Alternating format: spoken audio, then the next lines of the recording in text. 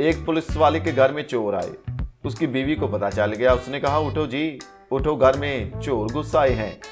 ये सुनकर आगे से पुलिस वाला बोला, अरे चुप करो, मुझे सोने दो, ये मेरा ड्यूटी का टाइम नहीं है।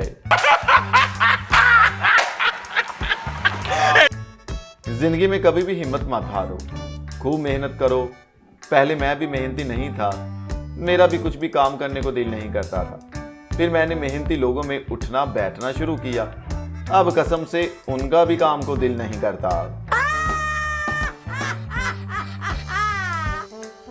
एक ट्रेन में सफर करते हुए एक मुसाफिर ने दूसरे मुसाफिर से कहा कि यार ये व्हाट्सएप और फेसबुक इंसान को बहुत आगे ले जाएंगे। दूसरे मुसाफिर ने हैरान होकर पूछा, इसका क्या मतलब है? पहला आदमी बोला, मुझे ही देख लो, मैंने 3 स्टेशन पहले उतरना था, लेकिन मैं 3 स्टेशन आगे आ गया हूँ।